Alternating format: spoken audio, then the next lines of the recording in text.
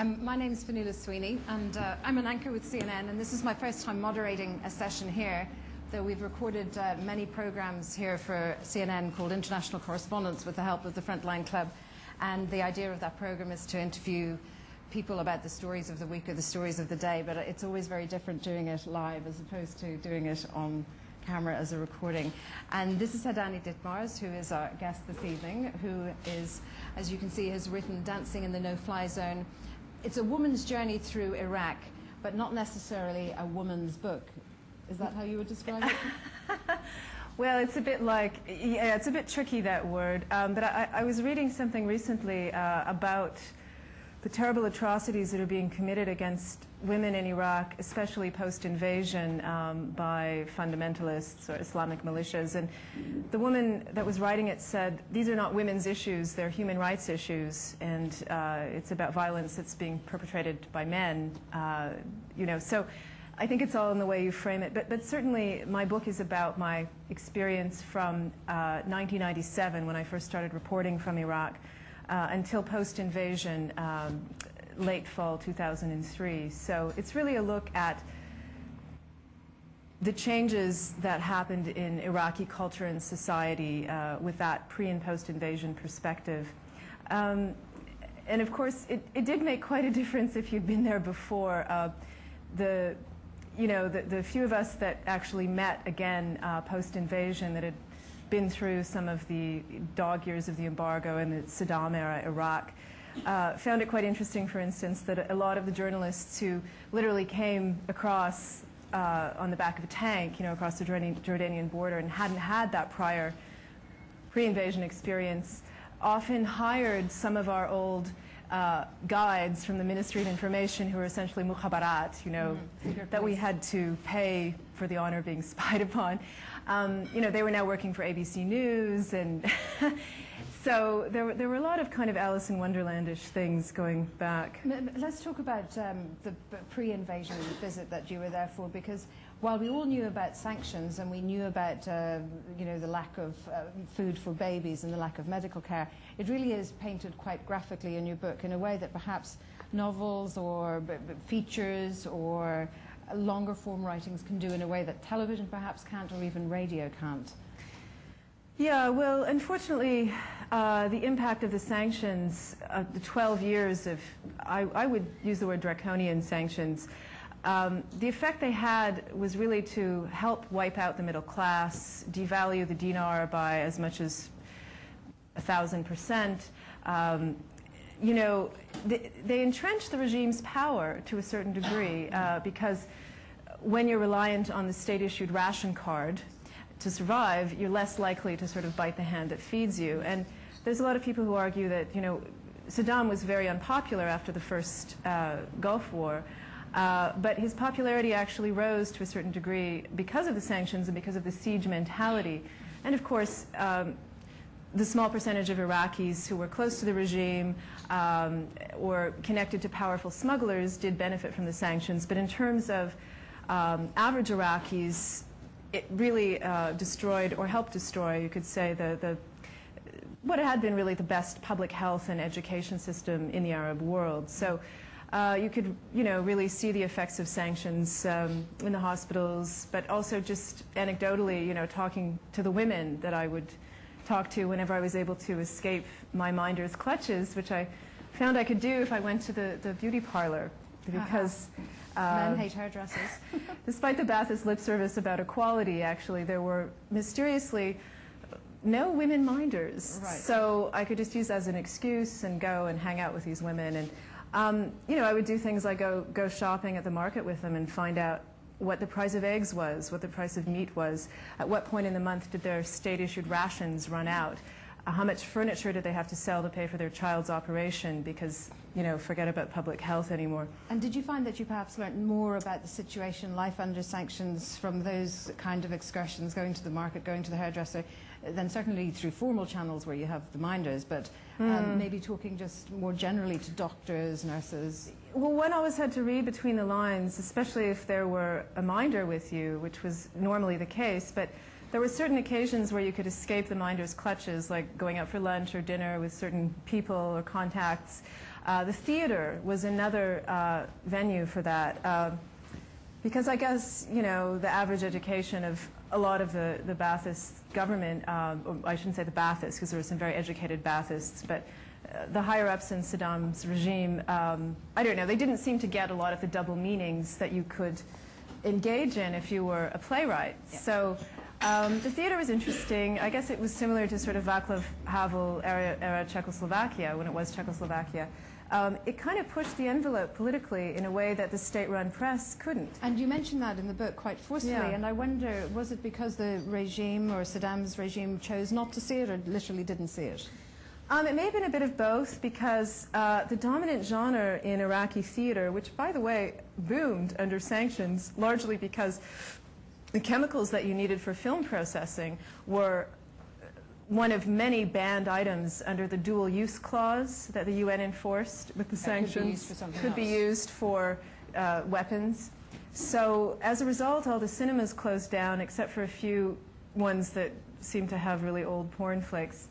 And they became theaters. So I guess, in a way, it's kind of a nice theater story, because there were very cheap rents during the embargo, and people needed to come and laugh and forget about their problems. So there was a boom in musical comedy. But it was a very dark kind of musical comedy, and there were layers of meaning, you know. So there was the kind of knees up Mother Brown kind of physical comedy stuff, and then there was the more sophisticated kind of absurdist comedy. There was some interesting stuff, and you know, there were always ways of doing things, like setting a play in at the end of the Ottoman age, you know, in a court that was sort of decaying with a corrupt sultan. You know, there was ways of using different historical eras, and do you think people perhaps the authorities were aware that this was an outlet, a much-needed outlet for people to come? Oh yeah, I'm sure. Yeah, and so then turned a blind eye to it. I think it's true, because I actually found, I mean, at one point I was doing a story on theater for the Independent magazine, and I had to go and see dozens of plays every night for 2 weeks. And there were literally dozens that you could see, and there were some that had runs of 3 years, you know. And I found that if the theater was good, it would make me forget about the state of sewage, the horrible food that everyone had to eat, the oppressive regime, the generally, you know, despairing atmosphere. If the play was bad, it would just bring you right down. So there was kind of a real escapist aspect to it, as well as a place where you could push the envelope politically. And while I still want to talk about your time in Iraq, yeah, pre-invasion, but speaking about the theatre, I'm reminded of when you came back post-invasion, and you tried to seek out your friends who were in the orchestra and tried to go to the theatre. How did that compare? Well, you know, it was very sad for me to see what was happening then, and even worse now, because I mean, really, there has been a kind of de facto death of culture in Iraq. And I think, you know, while some people may be familiar with the damage to the physical infrastructure, the infant mortality rates that have soared even past the worst statistics of sanctions era Baghdad or Iraq, you know, how do you repair the damage that's been done to a society and a culture? How do you reverse 12 years of sanctions that saw a whole generation of angry, unemployed young men, you know, with only sort of bad Steven Seagal films and seductive fundamentalism as their, you know, kind of education, who then are easy foot soldiers for Islamic militias? How do you restore a civil society that's been battered for not only the 12 years of sanctions, but, you know, the Iran-Iraq war, et cetera, which wiped out a generation? So we're talking about years of suffering and setback and hardship. So it's not really surprising, I guess, but at the same time, the terrible combination of criminal anarchy and de facto theocracy has meant that there's a de facto ban on live music in many places in Iraq. There's no more maqam in Baghdad officially, which is like having no more T.S. Eliot in England, or I don't know. But you know, it's. But the time when you went there, immediately post-invasion, there still was a. I mean, obviously, people now are too afraid to go out to a theatre, even if it was allowed to perform openly without fear of being bombed or attacked. But there were still people who were, presumably after Saddam, thinking, this is great, we can now perform freely, we can write freely, we can say what we like. But actually, that's not quite what you found. You found a very much period in transition, just as things were beginning to get really, really bad in Baghdad itself. Yeah, I went back to the National Theatre and in September, I think, in 2003. And it was sandbagged and blackened from bombing.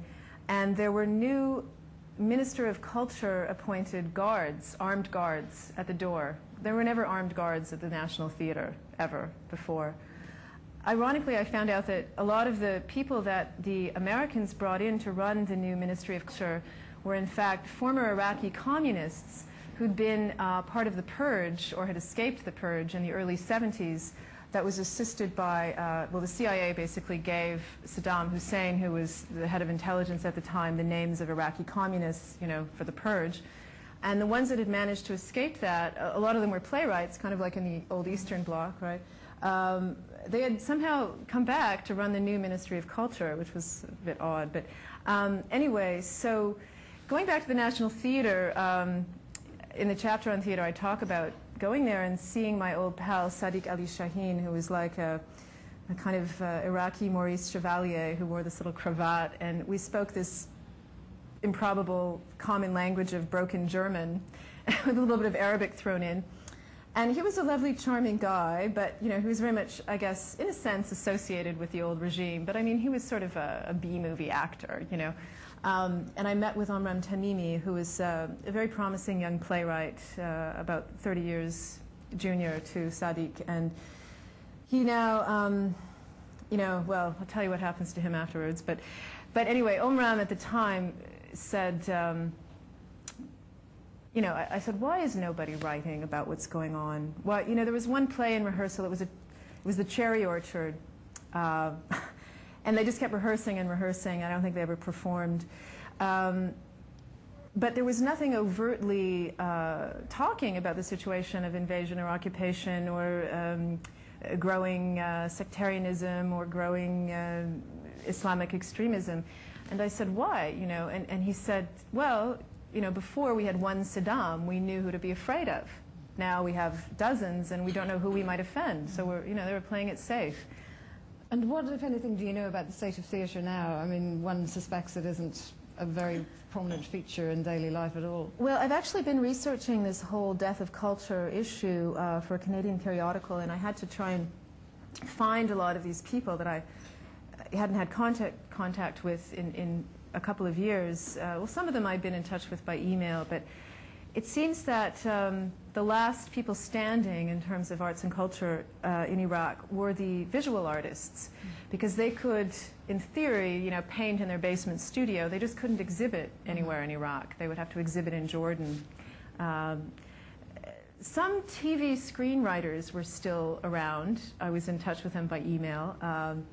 Although one guy was about to quit, he said he'd just been appointed head of the drama department of the new state television. He said, but the drama in the streets is greater than the drama on the television screen, so I quit. But certainly musicians and anyone involved or engaged in live performance or even live poetry recitals, it's not happening, except in a very underground way, unfortunately, yeah. Yeah, now I've heard that there are soap operas on television that are filmed in between, I've seen reports on that, filmed in between bombings and attacks and things.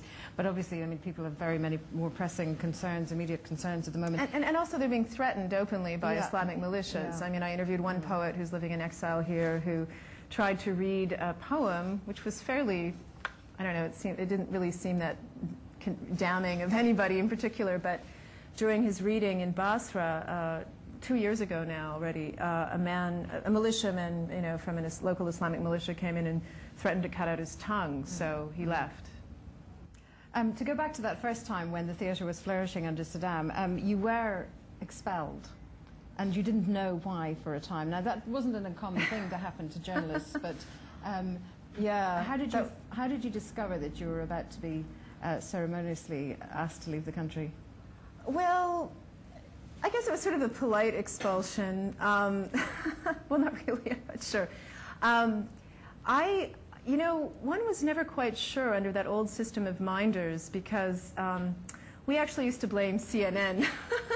because they used to give a lot of money. That was the story anyway. They kind of spoiled it for the rest of us, especially independent journalists with Canadian dollars, because we'd all have to pay these horrendous fees, the fees went up depending on the level of crisis, and it was all in US dollars. So I used to try and plead my case saying, the Indian journalists who pay less? Well, I'm from Canada and our dollars, because actually it's the same now almost, but anyway.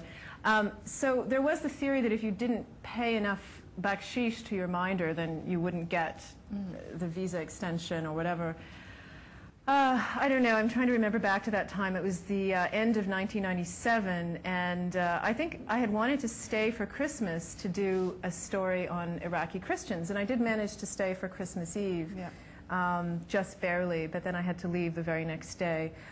I don't know whether oh yes, I remember what it was. It was Saddam, that guy, that's right. There was this big fat Iraqi poobah at the Ministry of Information. Oh yes, it's all coming back to me now.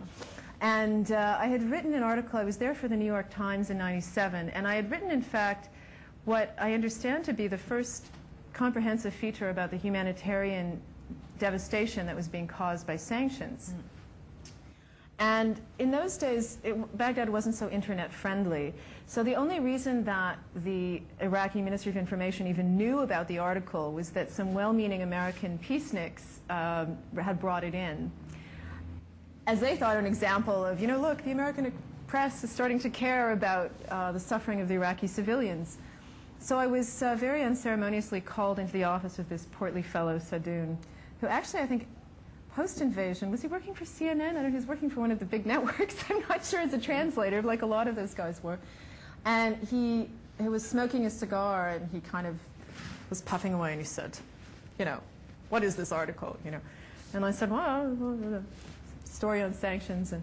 And what he was really angry about was there was a paragraph where I talked about the statistics on infant mortality, which then rivaled those of sub-Saharan Africa in 1997. And we're talking about a country where, prior to the first Gulf War, the biggest health issue was obesity, right?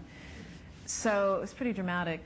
And I had added, I think I had written, according to UNICEF statistics, the infant mortality rates are on a par with sub-Saharan Africa. And my New York Times editor, Steve Engelberg, had added in, according to UNICEF statistics, which rely heavily on Iraqi Ministry of Health information or statistics. And actually, if anything, if you knew anything about how,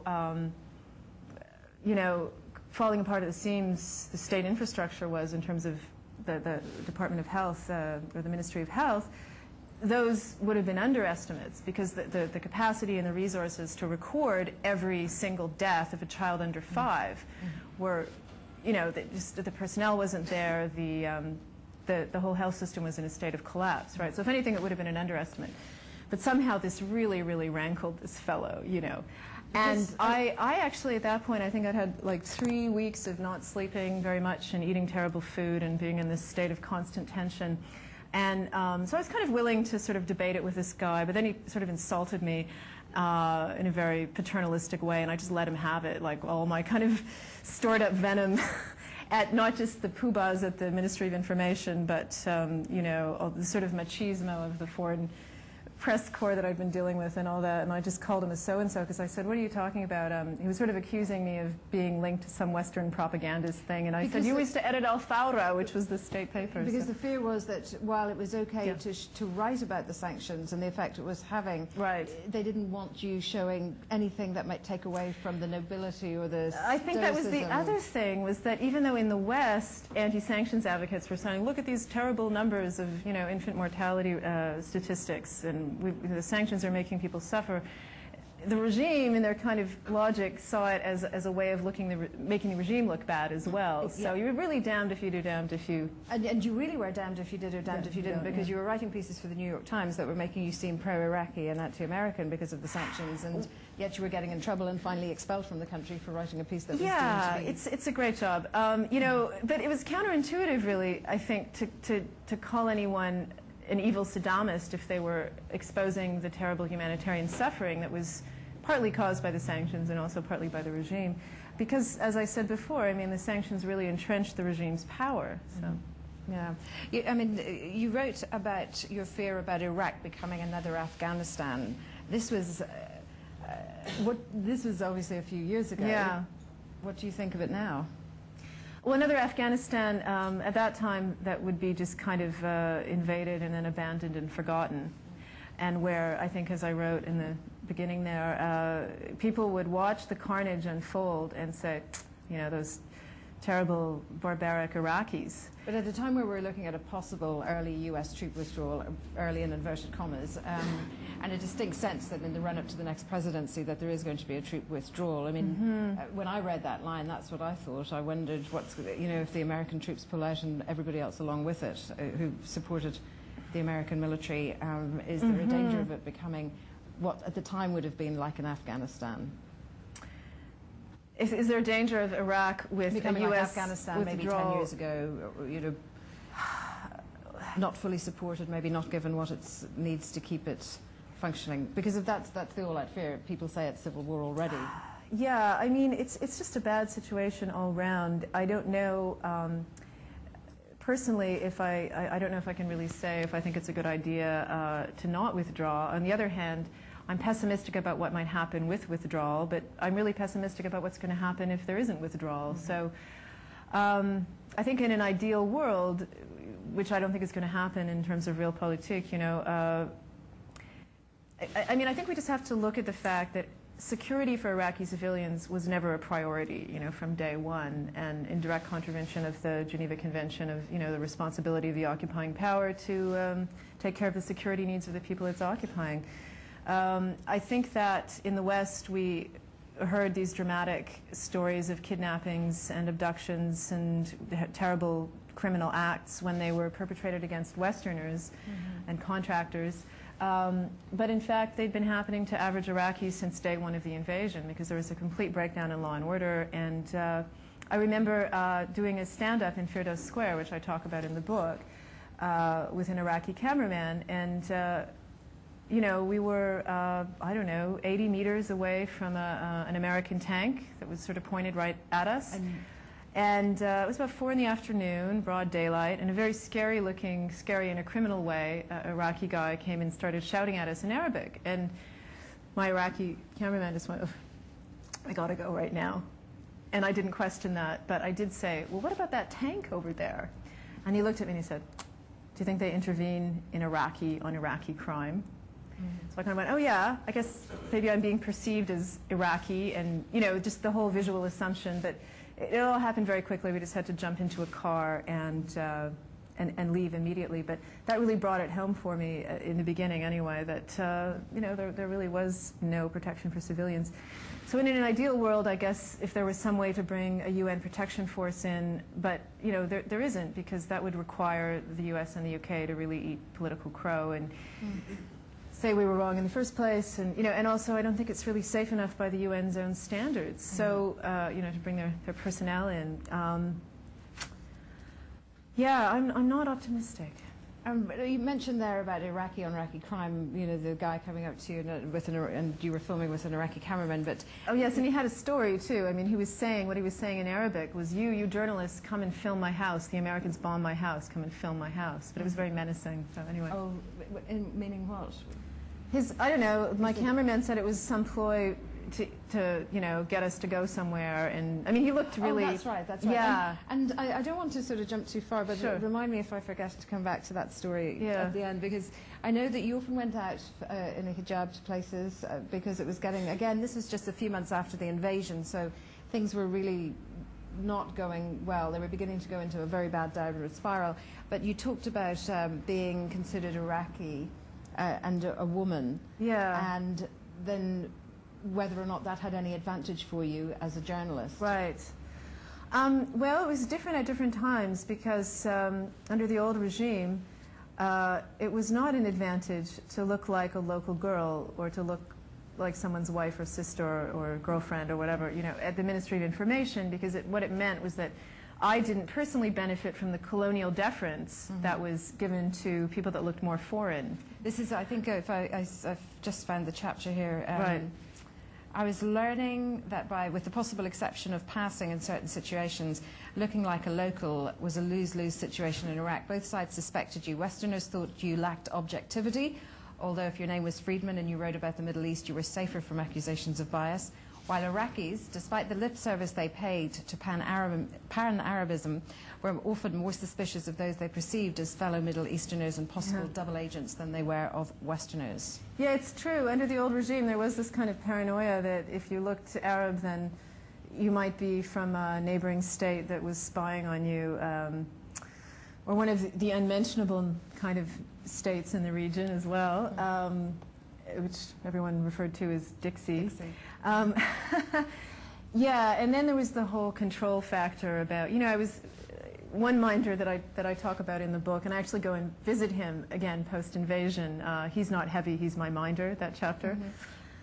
Ali was an interesting guy. They always assigned him to me. I don't know why, but he was 35, unmarried, frustrated at every level, lived with his parents, and had a nervous tic that I seemed to exacerbate.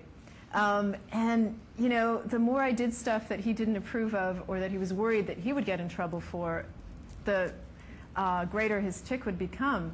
And poor Ali, you know, so it was sort of a combination of wanting to control me because I was a journalist, but then also wanting to control me because I was a woman and there was ways that women were supposed to behave. For instance, I got in terrible trouble one evening for singing with Wanya Youssef, who was this great jazz pianist who used to play at a restaurant called Babish, which I visit also after the invasion, and it's a pretty frightening place. But at the time, it was sort of a little bit of relief, and they had good food. And I got in trouble because apparently there was some Ba'athist ordinance against singing during weeknights.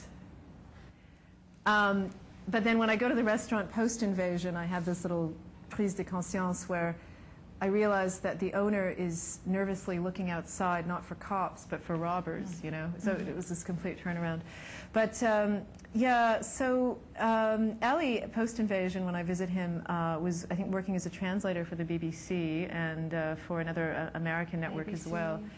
Yeah, but, you know, then I saw him again towards the end of my trip, and he kind of reverted back to the old.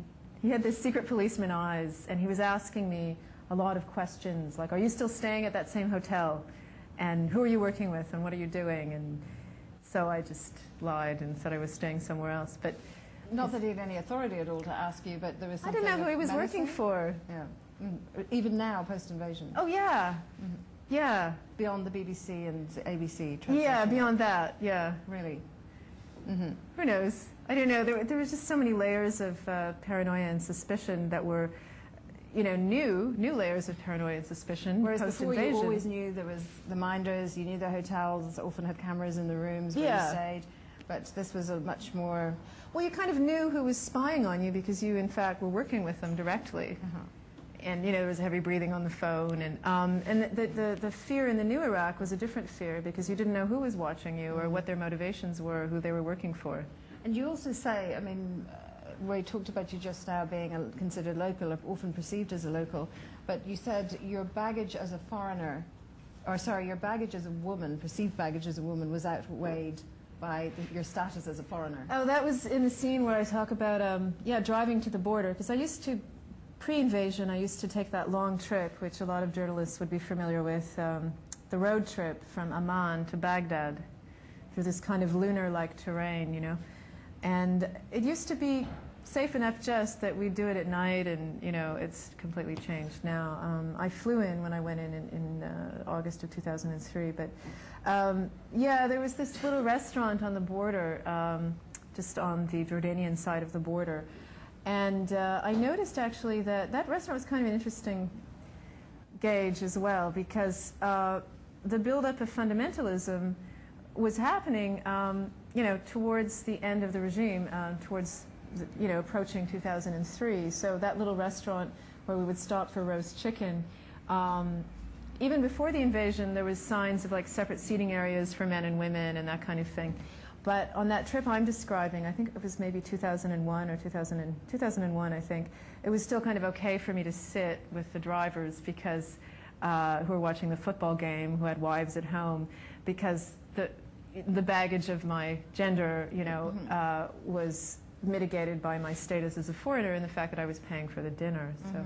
Right. When you flew into Baghdad post-invasion in 2003, you met a gentleman, Hank, right, the CPA, who was very senior in the Coalition Provisional Authority. Yeah, Hank. And one seemed to get the impression, because he seemed genuinely interested and committed, and didn't know you were a journalist because you said you worked for the NGO, for an NGO. Well, I told him I was a researcher because I was actually doing some research for an NGO, but I told him I was researching a book as well.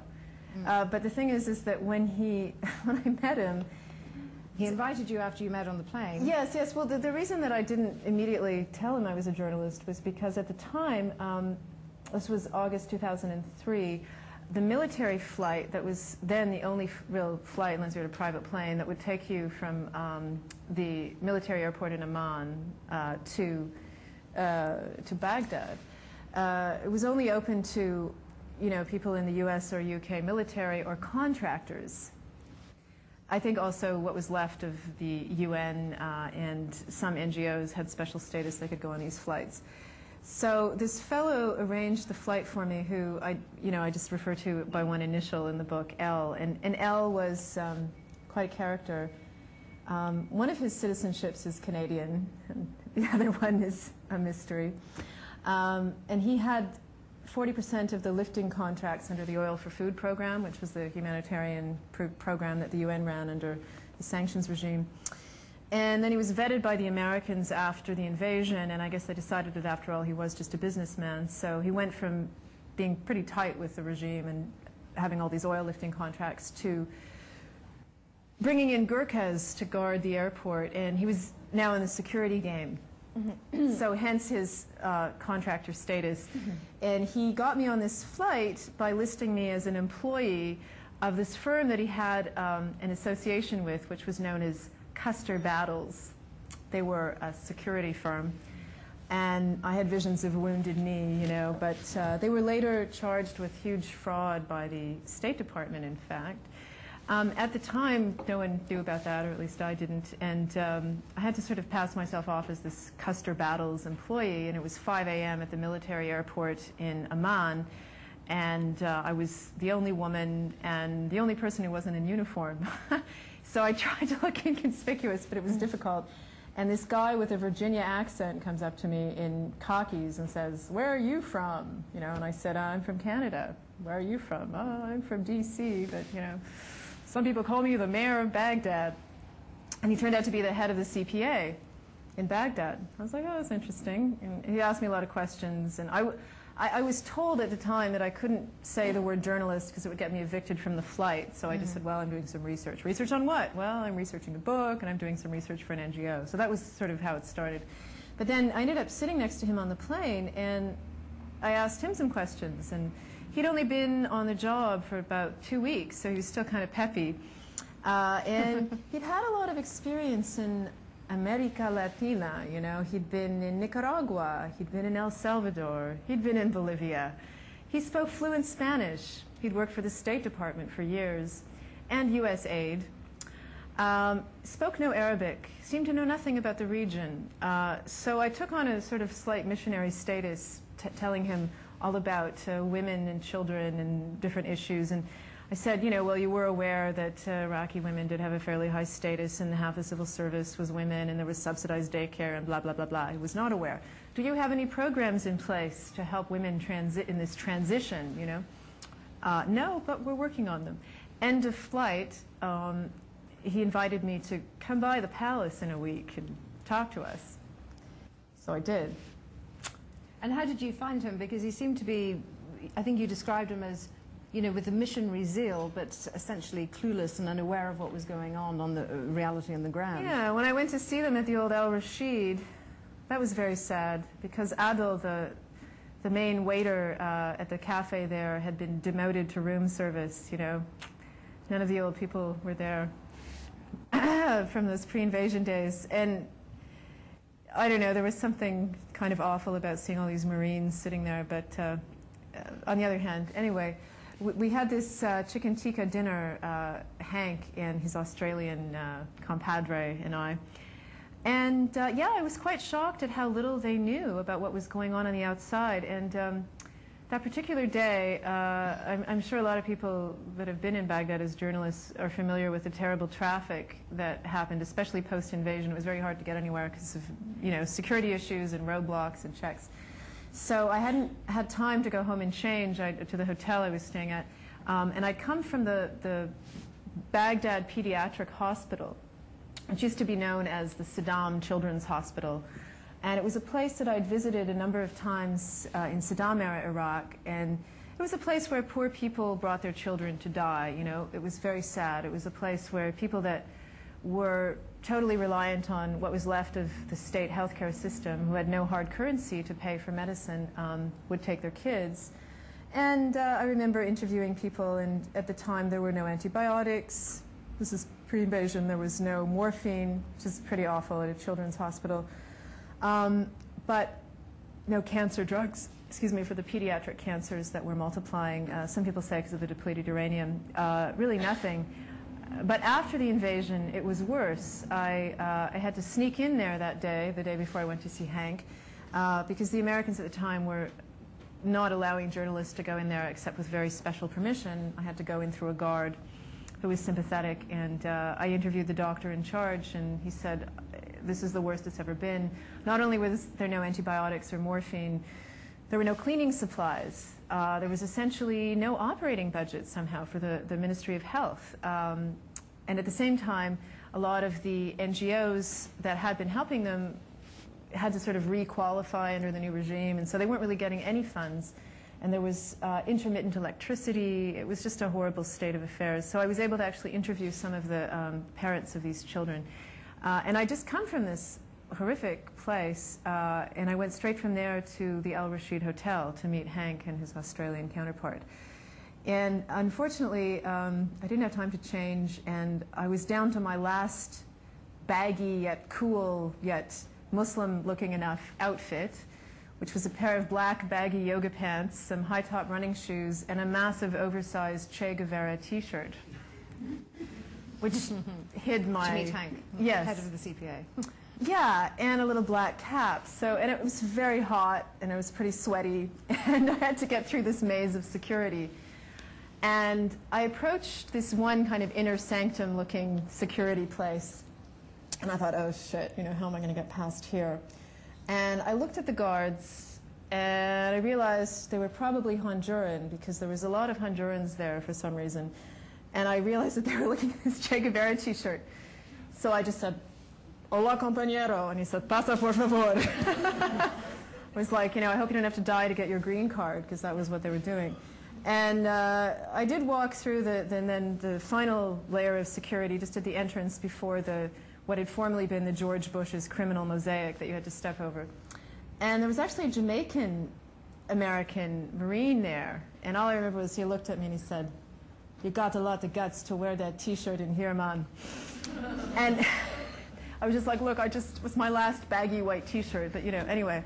And laundry at the Hammer Hotel would always come back smelling of gasoline, and it was terribly expensive. So anyway, I got there, and so went really from one extreme to the other, and had this very strange dinner with these two guys at 6 o'clock, which is an hour that no self-respecting Iraqi eats a dinner at. But they were really on this kind of American everything, American regime, you know, even down to meal times. And we sat there and ate, and I chatted with them, and they really did not seem to have any idea that, for instance, my driver was nervous about waiting, and I couldn't stay for too long. Why would my driver be nervous? And that he almost didn't make it that day because there was some new law about buying new license plates, and it was a huge hardship for a lot of people.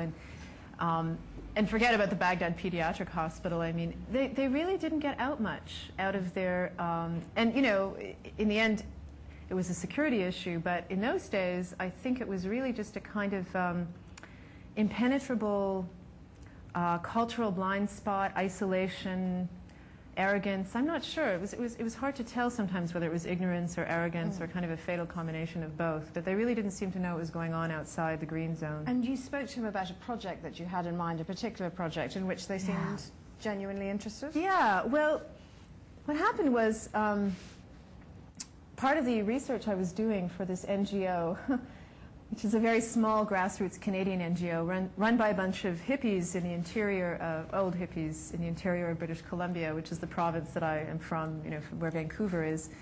And anyway, it's kind of an interesting one. It does a lot of grassroots cooperative work with like kind of rural peasants in Latin America, and they had some projects in South Asia. And they actually asked me to try and identify projects that they could assist with in the new Iraq that would help support women and their children. So I did earnestly start to investigate that. And I met up with Karim, my old friend, one of the principal cellists in the Baghdad Philharmonic, who then was working for a U.S. aid-backed NGO called the Iraqi Institute for Democracy. That was a whole trip in itself, but I guess, you know, there wasn't a lot of work playing the cello. So he was doing that, and we actually sat down and we came up with this sort of garden of peace idea, which was going to be kind of a project for women and children that combined sort of a cultural center, a kindergarten, and a women's center. And at one point we thought it would even be kind of a microfinance thing where women could grow vegetables, but it would be basically like a women's center where there would be sort of maternal and infant health and literacy training, and we wanted to have bring some artists in to work with kids post-conflict, although it was sort of ongoing. And I actually got some Iraqi artists on board and some Iraqi women's groups, but in the end, and we did actually this concert in Wazaria, right across from the Turkish embassy. In fact, the day before it was blown up. I got Karim to come and play the cello, and we did Ave Maria, Gounod's Ave Maria, and we sang with the children's choir from a really bad Shia slum of Baghdad, choir of orphans who sang these songs that sounded really innocent, but were actually mainly songs by old communist poets that had been banned sometimes under Saddam, like Al-Khalaf. And they were very nationalistic songs, kind of like We Shall Overcome, and it was sort of a bit of John Lennon as well, and a bit of communist lyricism.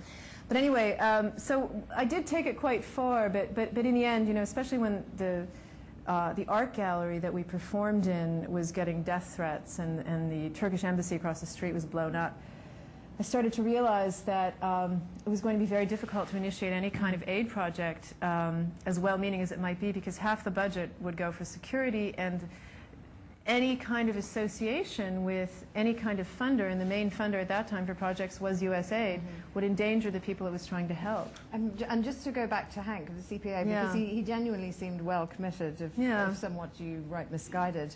How much in terms of practical help was he able to give, or was it one of those things that just disappeared into the ether, or wasn't really committed to it? I mean, it just was at the sort of beginning of the end, in a sense. And, you know, in October of 2003, the violence really intensified, and the brief sense of, I wouldn't call it safety, but just the sense that you could actually do things. It went into lockdown. Yeah, and it just seemed wildly impractical.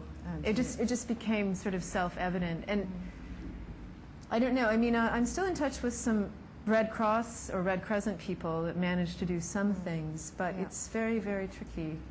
I want to open up some questions to the floor, but before I do, I'd like to go back to a couple of points. When you talked about Furdow Square, and shooting that stand-up. Yeah. If I'm not mistaken, that was the day when you knew your time was up, that it really was getting ready, it was time to leave. Yeah, well, I was going into neighborhoods that were pretty dangerous, and I did have that close call when I went to the mosque. Because I have a mixed faith background, I was able to go and pray with women in the mosque and pray with them in the church.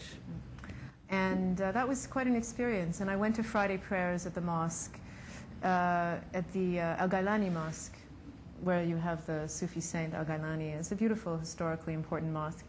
And I went there with my small video camera, and I was able to actually pray with the women and then talk to them and, with their permission, interview them. And about half an hour into the interviews, we all had to leave because there was a bomb threat. But I met these 3 sisters there from Kark, which was a pretty tough working class, fairly predominantly Sunni neighborhood, very loyalist neighborhood in a sense. And I went there to visit these sisters the next day with my translator, who was also a woman, because one of them thought maybe I could help her, because after the invasion, her husband was shell-shocked and went kind of mad and started beating her and stole their 2-year-old daughter, basically, and said he was going to sell her or something, you know, in Kut, unless she came back to him. So she was pretty distraught because she didn't have money. There really was no way to enforce that anymore. I mean, there was no one to turn to. There was no law and order. You know, she wasn't going to go. There were no police she could trust. There was nobody. There was no more Iraqi Women's Union, which, you know, is a Ba'athist organ, but it still actually helped enforce things at a social level. There was nothing, so she thought that maybe I could somehow intervene or help. But we went there and interviewed them. And the interview was quite interesting, and it was going well, but then there was some gunfire in the air. And I said to my translator, "What's that?" And she asked them. And then they got suspicious, because in fact, some of their close relatives may have well been gun runners. And they somehow then thought that I was sent by the Americans to check up on the illegal gun running. And this odd photographer came out of the ether with one of those old kind of birdie cameras and took my picture. Or he was a man with a camera? He was a man with a camera. And they said, "This is a photographer who wanted to take your picture." I was like, "What is going on?" And my translator was like, "Let's get out of here," you know. And because this is at a time when the kidnappings of yeah, journalists were on the just starting, yeah. So we got out of there pretty fast. But that day that you're talking about at Firdos Square, that weird thing with the menacing guy in the broad daylight in the tank made me think, oh yeah, okay, well. And then we were just kind of getting away from that, and we dropped off this cohort of a kind of an old exile, basically. He was one of the old boys that I described, these returning exiles who'd spent 20 years in Washington or London, who were kind of part of the old guard. Anyway, he was just coming out of that club, that sort of old bastion of the Sunni elite club that's just sort of to the left of Firdos Square. And he saw the weird menacing guy, he saw us in the car, he jumped in, he said, "Will you drop me off at the Palestine?" which was just around the corner. And we did, and then I noticed that there were a group of street children. This was something you saw quite openly in post-invasion Iraq, were kind of gangs of orphaned kids in their early teens who were sniffing glue and high on the pharmaceuticals that had been deregulated and were being sold in the streets. Which was amazing, because some of the hospitals didn't have these products, and kids were getting high on the streets with them. So we were about 100 meters away from them, and I was just kind of observing this interaction between them. They were kind of talking to each other, and I was actually filming something else, an old villa. But then the camera sort of came to rest on them for a minute or two. And I was sort of filming, and then I noticed that one of them turns and looks at me and gets up and shakes his fist. And yeah, suddenly we were being chased by a gang of drugged out 13-year-old guys who looked pretty angry. And so we had to all pile in the car again, and sort of fist came down on the boot of the car just as we were leaving. And there was kind of a growing sense of just that it was getting less and less and less safe, and the kinds of things that we were doing as risks were becoming more risky and untenable. And my meetings with Iraqis were becoming more fraught with danger for them as well. You know, there were wonderful reporters like Patrick Coburn who managed to still intrepidly go out there and do things. But I also felt an increased sense of vulnerability as a woman, quite frankly, which I hadn't really felt before. I mean, I used to feel quite safe in Iraq in terms of gender issues. You know, indeed, yeah, you talk about in Saddam's time of being able to walk down the street late at night. Yeah, I mean, there were other dangers, but being bundled into the back of a car by a criminal gang was not one of them. Yeah. Hadani, I'm going to open some questions to the floor. For myself, I read your book over the last 5 days in the rather surreal setting of Barcelona, where every now and again I had to put down the book and really Well, there's that Leonard Cohen lyric about the Spanish voices in the Cadillacs. There yeah, is. okay. And but it was extremely surreal to read a book about Iraq, but I mean, not just reading any book about Iraq, but also a different view of it. And I know you don't want it to be seen as necessarily a woman's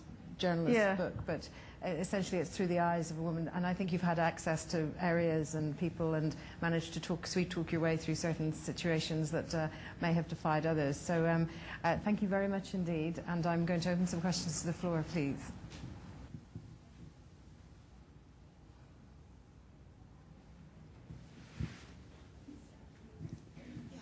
Asiya Al-Abbasi, I'm just a little bit concerned when you mentioned your story about the CPA,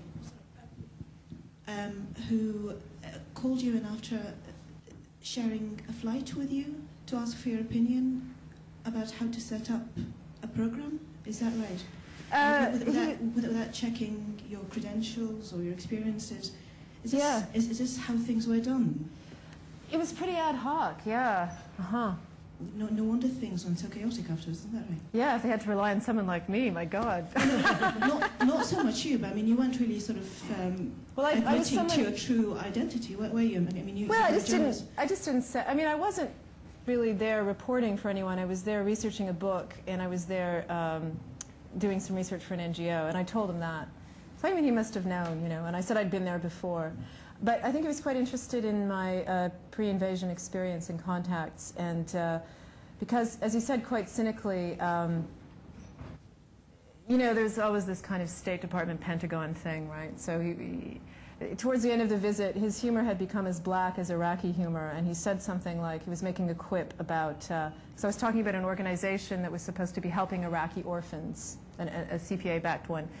And he said, yeah, well, you know, the Pentagon creates the orphans and we take care of them. But in those early days, there was a very kind of Wild West, ad hoc, anything goes atmosphere. I mean, how did those billions of dollars in contracts not go to schools and hospitals? It just seemed completely, I mean, and this is the thing, is that, you know, the Iraqi conspiracy theory is that it was deliberate destabilization.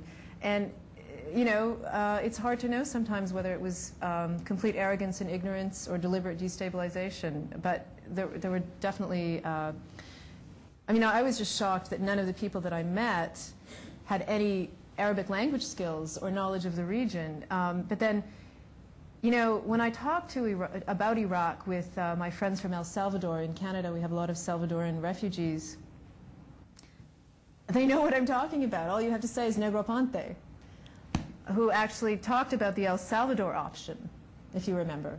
I mean, that was the term where they brought in special forces from El Salvador. I mean, death squads, basically. So, you know, Hank, like I said, had been in Bolivia and Nicaragua and El Salvador, and he spoke fluent Spanish. And I think, as I say in my book, in a way, that one of the problems with the whole American adventure was, you know, maybe they really thought that Iraq was like a banana republic, that they could sway with mercenaries and fistfuls of dollars. Oh, actually, what's he going to ask? They kicked out an MP from Parliament today who was the leader of the anti-sanctions movement in this country. Right. Given that you knew Iraq when the sanctions were going on, do you think the UN will ever be trusted in Iraq? And secondly, what did you think? You weren't embedded. What did you think of the corporate media and the way they presented the run-up to the war and the war itself, given that you were there on the ground? Well, those are big questions, but I mean, the whole sanctions thing, and you know, I don't pretend to be an apologist for Galloway at all, but I actually never met him. We always managed to miss each other. I met the very strident American anti-sanctions advocates called Voices in the Wilderness. And they were kind of interesting. They were slightly odd because they were really on a kind of mission. They really had a missionary position, and they were so American, you know. I remember I spent a day with them just doing a story about them and hanging out with them. And it's quite funny because they would go around hugging random Iraqis and apologizing for what their government was doing. And And I actually witnessed that, and this man in the street was sort of taken aback. And he said in perfect English, he said, "Don't worry." He said, "I don't hold you responsible for the actions of your government." Because in Iraq at that time, as a police state, nobody really, thought there was a connection between the average guy in the street and his vote and what the government did. Well, maybe they were right, I don't know. Yeah, there was a lot of nutters in that whole movement. There were a lot of really interesting, decent, legitimate people. I have great respect for Dennis Halliday, who resigned, in fact, a year and a half before his successor, Hans von Smonek, resigned for the same reasons, basically saying that the sanctions regime was in essence genocidal. The way Dennis explained it to me was that the figure of 500,000 deaths of children under 5 that was being bandied about was basically because the UN did not have a mandate to really rebuild the country. So there were all these stopgap measures. If you remember, there were a lot of sewage treatment plants and water treatment plants bombed during the first Gulf War. And Iraq was never able to really rebuild completely. They were not allowed to rebuild their native industry. A lot of spare parts were smuggled, but a lot of them were banned at the border under the dual use thing. So basically 500,000 Iraqi children died of diarrhea and waterborne illnesses in a largely desert country, heavily reliant on imports. So that was a real tragedy, especially when you look at the fact that it was a very oil-rich, middle-class, educated, secular, blah blah blah, nation with. It was a police state, of course, but there was a very high level of health care. So. Undoubtedly the sanctions really, as I said, made the average Iraqi suffer and entrenched the regime's power. At the same time, there was a lot of business being done. And I remember just during the Desert Fox bombing campaign in 1998, I was there for that, for the National Post, a Canadian paper. And that was the 3-day bombing campaign initiated by Clinton, if you remember. Everyone said to distract from the Lewinsky thing, but it's another story. So I was in Baghdad for Desert Fox, and I remember on the day after the bombing stopped, sitting in the Al Rashid Cafe and spying a guy from Alf Aquitaine who had a fairly fresh copy of Le Monde, which I sort of bartered for.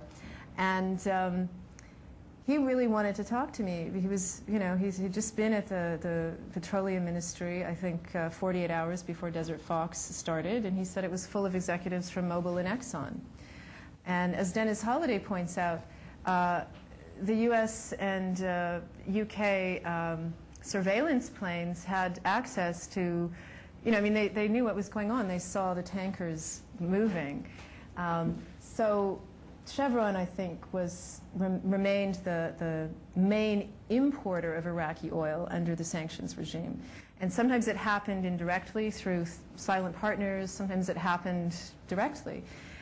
So according to Dennis, when I interviewed him, he said, well, they knew what was going on. So he found it quite hypocritical to go after certain people. I don't know what his thoughts are about Galloway specifically, but I'm thinking of a case in New Jersey right now of an Iraqi-American doctor who's been incarcerated, and I think for at least 6 months now, because he was charged with bringing in medicine illegally under sanctions for children in Iraqi hospitals.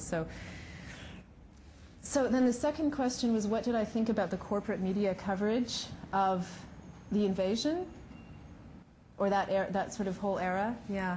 The whole business of being embedded with the military and the run-up to how it was. Well, I'm sure it was an interesting insight into, the life of a Marine, but I wasn't really embedded. So I guess what I found frustrating was that, after the invasion, the borders were porous for a brief period. They were pretty wide open. You didn't need a visa, and so along with all the, criminals and terrorists and whoever else was crossing, there were a lot of journalists that came.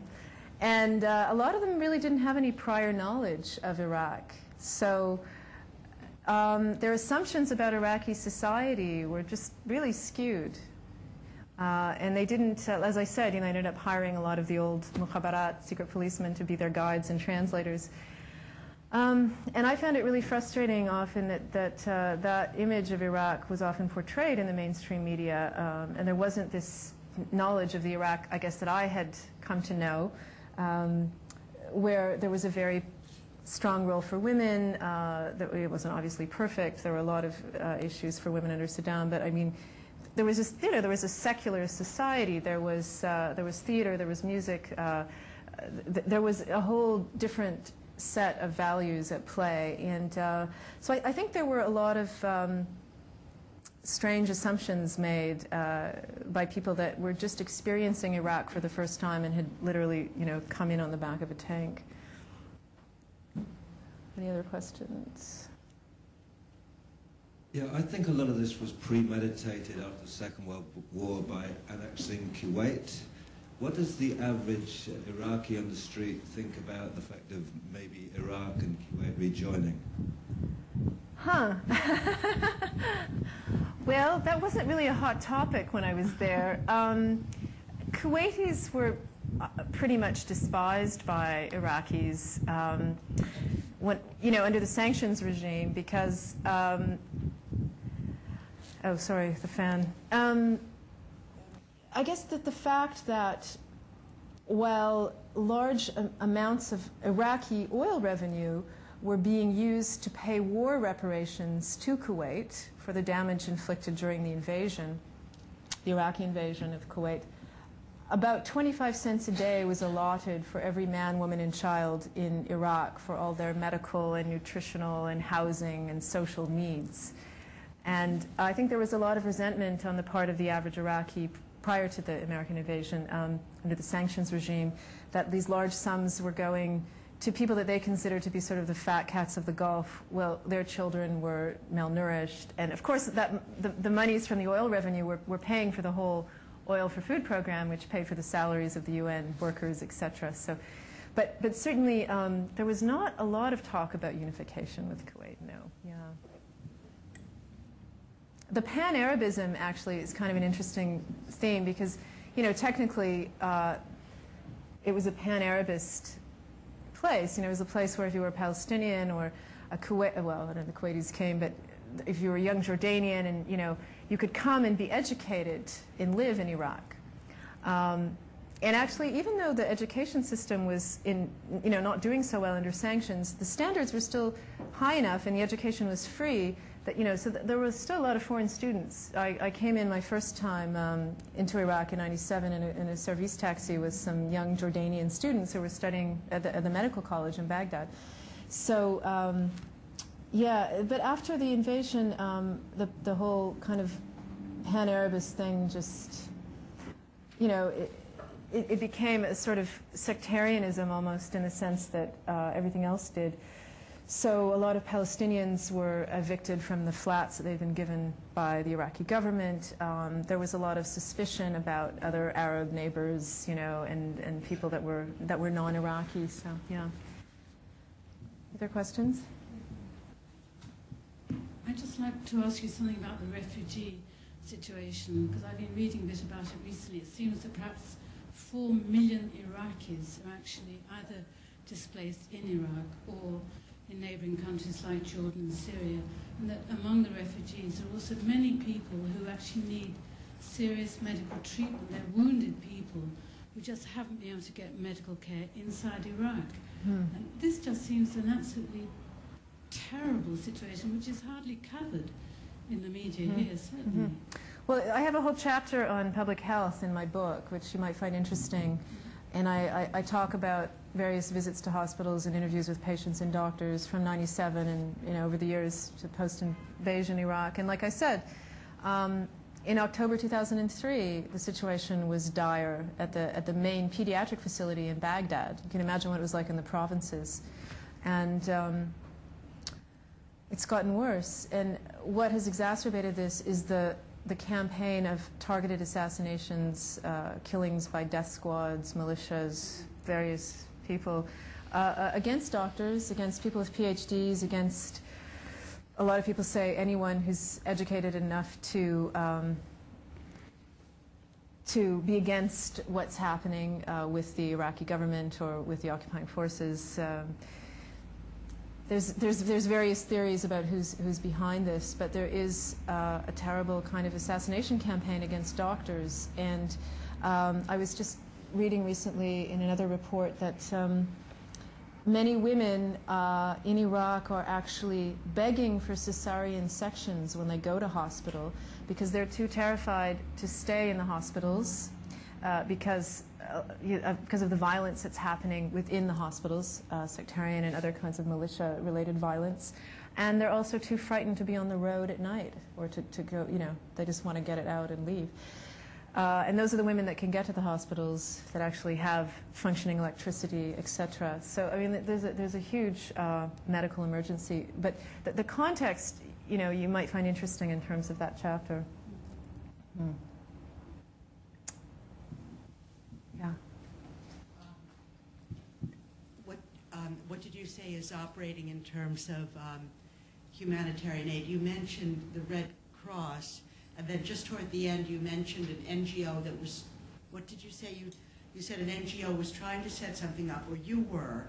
Oh, yeah. I mean, the grassroots Canadian NGO that asked me to do some research for them, yeah, that was just a small grassroots Canadian NGO. But in the end, I sort of concluded that doing any kind of project independently was very difficult because U.S. aid was the main funder of a lot of these aid projects, and I personally didn't want to work on anything that was funded by them, and also the fact that anything is funded by U.S. aid completely compromises the people that you're trying to help and endangers them often. So I do know that the Red Cross and the Red Crescent were doing some work still. I'm getting the sign. But you can... No, not to do the fan. Oh, the fan. I'm sorry. It's that. Forgive me. Sorry. I hope it's the room and not middle age, but anyway. Can I ask a question? Yeah. Marina from the Frontline Club. What would you say were the main problems women were facing before the invasion, and what the problems that they're facing now are? Well, I think women and children really bore the brunt of sanctions because of the effect, the dramatic effect on maternal health, maternal mortality, and infant mortality rates that just skyrocketed, mainly as a result of the sanctions. Also, the economic collapse of the society. I mean, imagine an oil-rich country whose economy is essentially run for 12 years by the UN.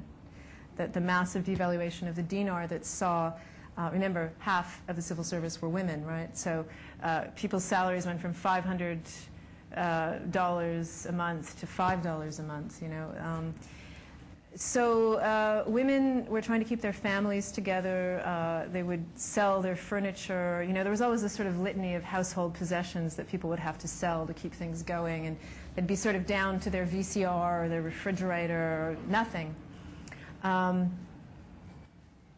Women really bore the brunt of the sanctions. I interviewed women who were very educated women who had to resort to prostitution, to prostituting themselves essentially to foreigners to keep their families going.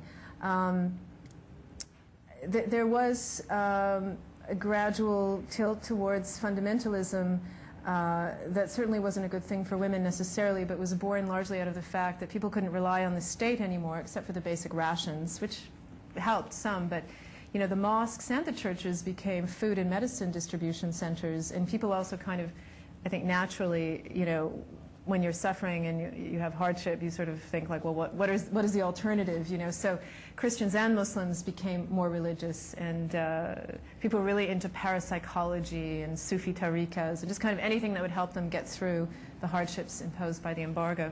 So, and of course, under Saddam's regime, there was this law in place where alleged prostitution was punishable by death. So that just kind of fed into the whole victimization of these women who, if they did have to resort to prostitution, as a lot did, which was a really dramatic thing in Iraqi society, because I remember visiting one of the last cabarets that, before all the cabarets closed. It was at the Hotel Babylon in the basement in 1997. And they had these cigarette girls and kind of go-go dancers, you know. And I talked to this very cynical old French UN guy, and he said, yeah, you know, he said, before the prostitutes were all foreign, he said, now they're all Iraqi. So, you know, I interviewed a school teacher who taught primary school girls, and one of the other effects of the sanctions was that she had to really kind of beg a lot of parents to keep their daughters in school, in primary school, because number one, they would say, well, she's just going to get married anyway, and number two, we need her to work in the market, you know. So there was a dramatic decline in literacy rates for girls and women. You know, it was 12 years of basically a battering of civil society, and as I say in the book, you know, more generally, there's this whole lost generation in Iraq of angry, unemployed young men who couldn't afford to get married, who came of age knowing only sort of bad Steven Seagal flicks that were smuggled through. That was sort of their cultural education, combined with the seduction of fundamentalist Islam. So that did not create a very good atmosphere for women either. But this is apparently happening again now, isn't it? Children not going to school because of the violence and fear and so on. Well, now I think there's a more direct security concern. I mean, my friend Ahlam, for instance, already in September of 2003 had pulled her 13-year-old daughter from school. That was the end of her formal education for the moment, because she could not guarantee her safety going back and forth to school. Yeah. Hi. Just a footnote question there. You described, and I've often heard it, how families post-invasion had to sell off their furniture, their refrigerators, their VCRs, etc. Who actually had the cash to buy these things? Well, there was a big smuggling, you know, enterprise going on. Black marketeers were thriving. So the smugglers had money. There were still some foreigners and foreign workers who came in, and foreign students. There were UN workers.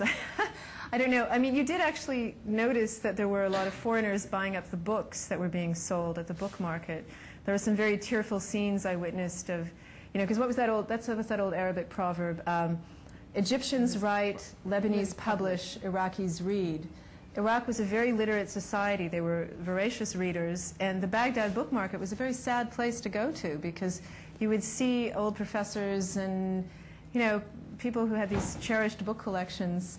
Surprisingly, they would have like Walt Whitman and, you know, the entire collections of Shakespeare. I saw Rimbaud. I saw some interesting books for sale, and they would just be selling them to feed their families and pay for basics. So, you know, but certainly, yeah, I don't know who was buying those books, because the smugglers weren't that literate usually.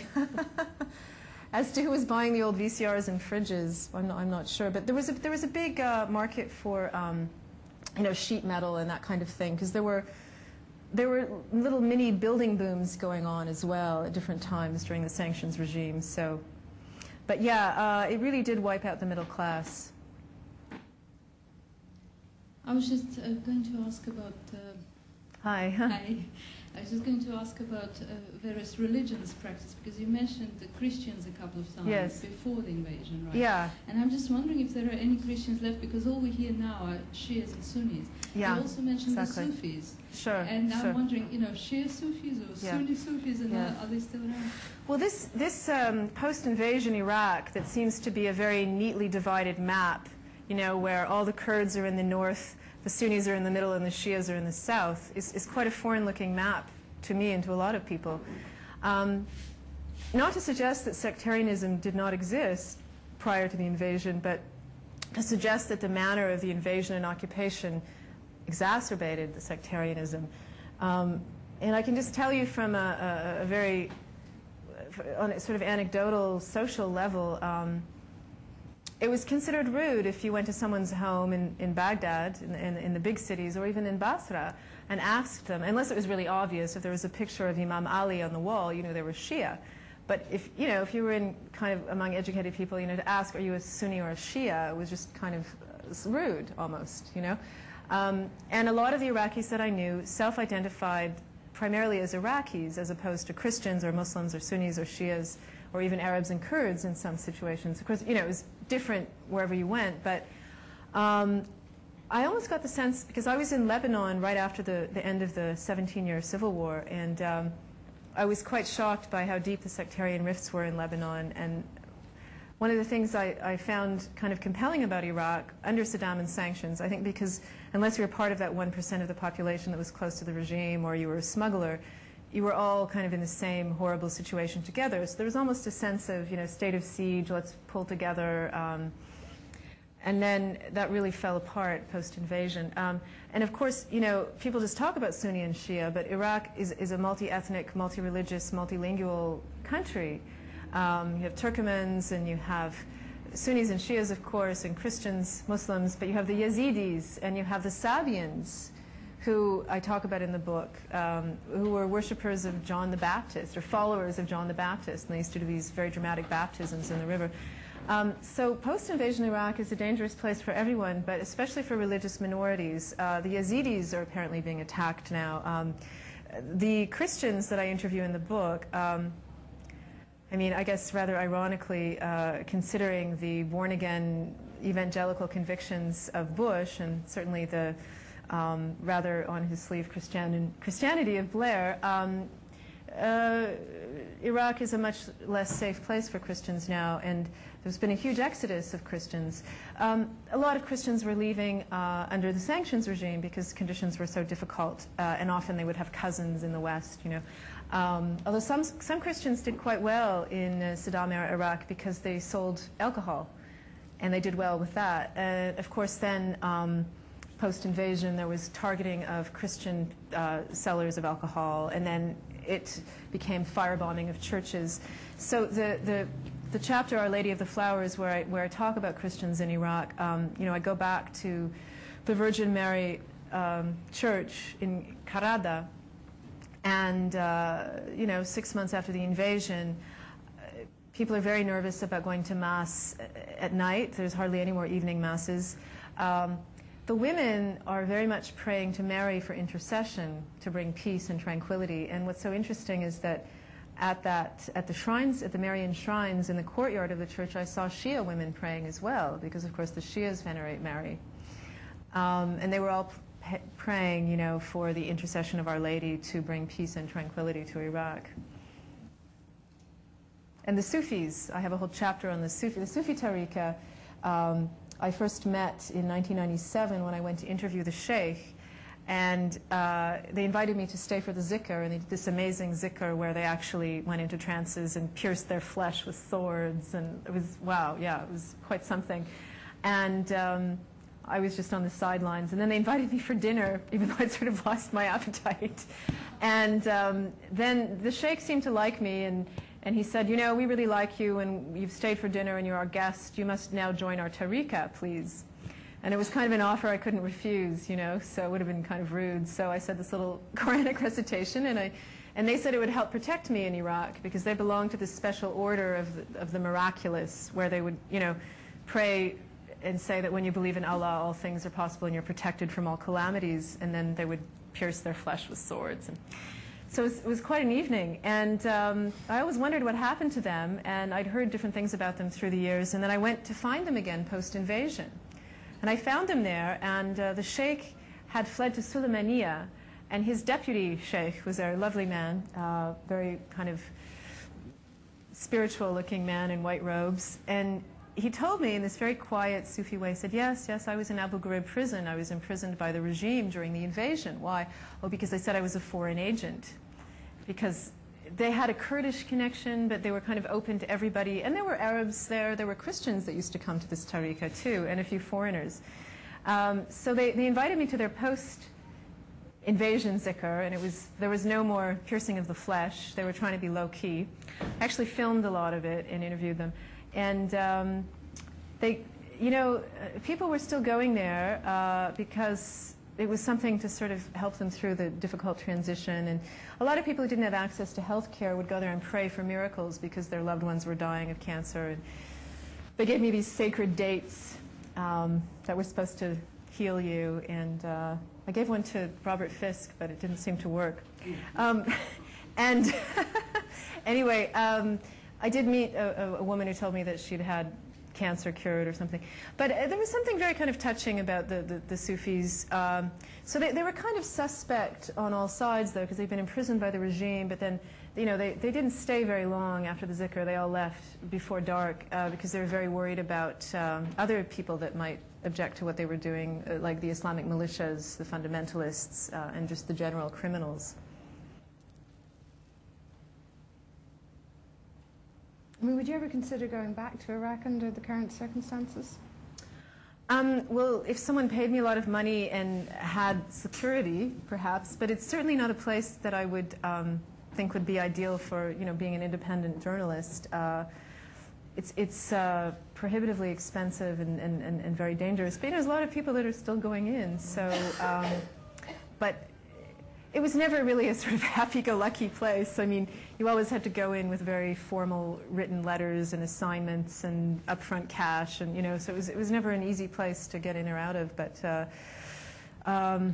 yeah, I just I would like to go back to Iraq, definitely, at some point when it's feasible. You have a love affair with Iraq, and you write about that. I mean, you really are very drawn to the country. It's a very compelling place, and it was a very, very sad place for me to be post-invasion. It really was very, very sad. But I know the thing that does give me hope is, you know, the resilience of the Iraqi people, and their spirit and their generosity and their culture. And you know, there's so much wonderful culture happening now, unfortunately, in exile, but there's this exhibit right now by Hannah Malala here in London at the Aya Gallery. And Hannah left Baghdad about 4 months ago, but she was working in her studio up until the end, and she actually said, I use the tools of destruction. And she worked with slashed, burned canvases and old bullet casings. And she also used to work on canvases where she could fold them up into like a little tiny square, so she could smuggle them out of the country. So, I mean, Iraqis are incredibly resilient, and she always says that she did her best work at the worst times. That reminds me, because one artist you spoke to, was it an artist or a composer, I think, who said that he was probably, if he left Iraq where he'd have more freedom to work elsewhere, he wouldn't have been as inspired. Oh yeah, the young composer with the improbable name of Lance Conway, that's right. whose grandfather was an Anglo-Irish Indian soldier who had come in with the British. And he was Iraqi. He was Iraqi, and his name was Lance Conway. And he was the oboist, I think, if I remember correctly, in the Baghdad Philharmonic. And he was also a very gifted young composer. And the first time I discovered the Iraqi orchestra, I was on an assignment in 2000, and it was very hot. It was summertime, and I had one of the worst minders who demanded, he was sort of Stalinist, and he demanded written permission in triplicate before you could talk to anyone or photograph anything. And I was just feeling really beaten down by the whole situation and the regime and the sanctions and the despair of the place. And I went for a walk, and a thunderstorm started, and I ran into the El Rashid Theater to get dry. And I heard this beautiful music coming out of the auditorium. And I just followed it. And there was the Baghdad Philharmonic. And they were playing this music that was Western symphonic music, but it was so passionate, and it was somehow so Iraqi feeling that I just was drawn in. I listened to the whole thing, and I met Lance, and it was his composition. It was called Heartbeat of Baghdad. And Lance was 26 at the time, and he'd never left Iraq. And prior to the sanctions regime, a lot of Iraqi music students would travel to Germany or the UK or to Europe, you know, or to America to study. And so he had learned from the older players. He'd stayed in isolation in Iraq, and he hadn't traveled outside. He had very little access to outside music. But he said, that has made my composition more authentically Iraqi. So, I don't know. Well, on that note, unless there are any other questions, I think we'll wrap it up. And I'd like to thank Hadani very much indeed for being with us here this evening. Yeah, and